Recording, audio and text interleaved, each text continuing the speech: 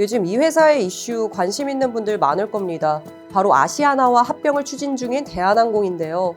지난 2월 EU 집행위원회가 대한항공과 아시아나의 합병을 조건부 승인하면서 이제 두 회사의 합병까지 남은 건 딱 한 표, 미국의 승인이죠.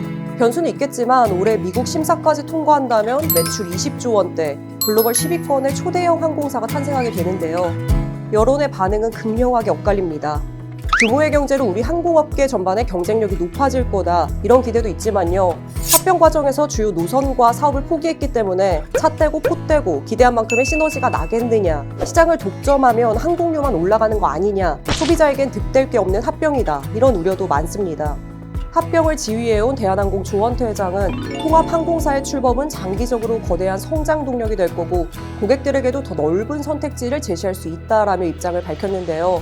과연 조원태 회장의 이 약속은 진짜 지켜질 수 있을까요? 그리고 대한항공은 글로벌 탑티어 항공사로 성장하게 될까요? 오늘은 대한항공 조원태 회장의 숙제를 짚어보겠습니다. 조원태 회장이 취임한 건 2019년. 그런데 취임과 동시에 두 개의 위기가 터졌죠. 전 세계를 강타한 코로나19 그리고 남매 간의 경영권 분쟁이었는데요. 당시 조원태 회장은 여객기를 화물기로 개조하는 역발상을 통해 사상 최대 실적을 냈고 코로나 위기를 기회로 바꿨다, 이런 평가를 받으며 경영 능력을 인정받았죠. 그럼 경영권 분쟁 위기는 어떻게 넘었을까? 그게 바로 아시아나 인수 합병입니다.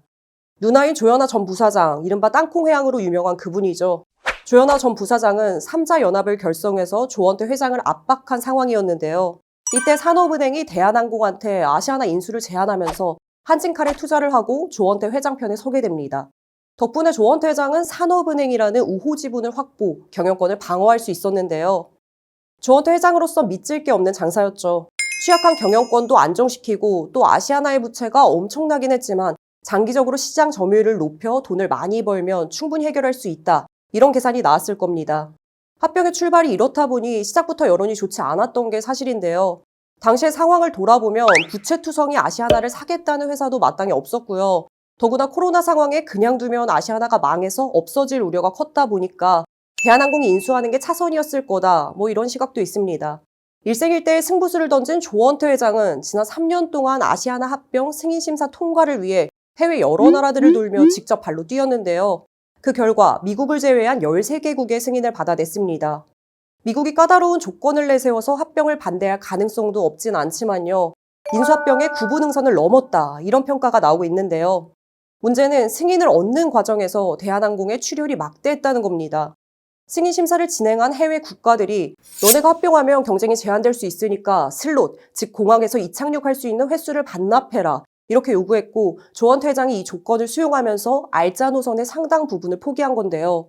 대표적인 게 영국 히드로 공항 슬롯 7개와 인천 런던 노선 운수권 반납, 그리고 EU 심사에서는 유럽 4개 도시의 중복 노선을 반납하고 작년 1조 6천억 원 정도의 매출을 올린 아시아나의 화물 사업까지 팔기로 했죠.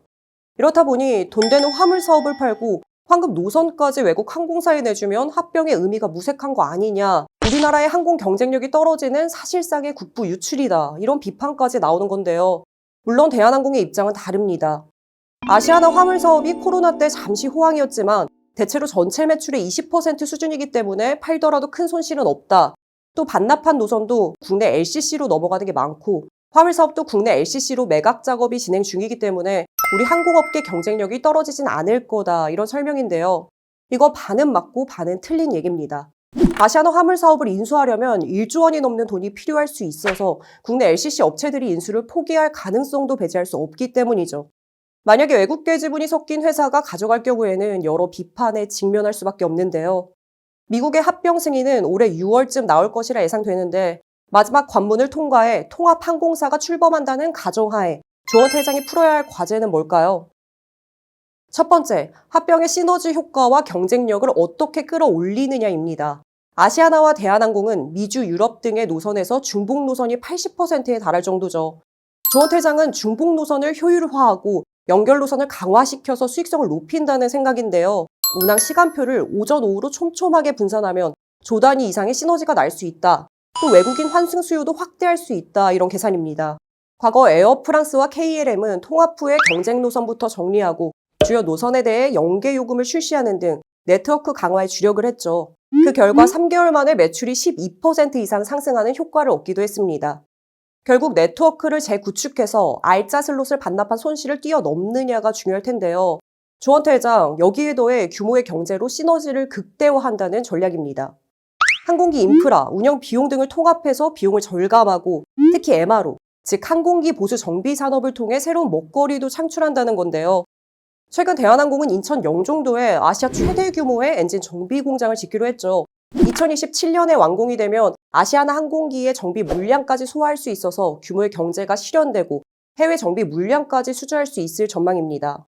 정비 인프라 확충은 상당히 긍정적인 효과가 기대됩니다. 우리나라는 2조 원대에 달하는 항공 엔진 정비의 절반을 외국에 맡겨왔는데 대규모 정비단지가 구축되면 외화 유출도 줄고 전문 인력도 양성이 되는 거니까요.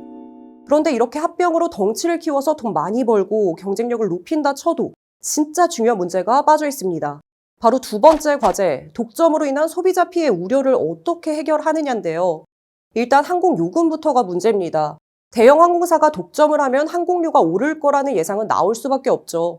물론 공정위가 독점 노선에 대해 가격을 마음대로 올릴 수 없게 조건을 달아놓긴 했지만요. 항공료의 경우 이걸 모니터링하고 제한하기가 쉽지 않습니다.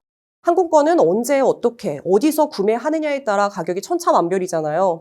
또 같은 이코노미 좌석이라도 등급이 다양하다 보니까 하나하나 가격 인상을 입증하기도 어려운 거죠. 대한항공 측에서는 가격 규제가 적용되는 핵심 노선은 외국 경쟁 항공사가 진입할 거기 때문에 가격을 함부로 올릴 일은 없다, 이런 입장인데요.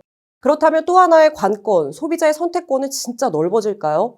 조원태 회장은 노선 시간표를 분산 확대하면 원하는 시간대에 항공편을 구하기가 쉬워서 소비자의 편의성도 높아질 거다, 이렇게 얘기를 합니다.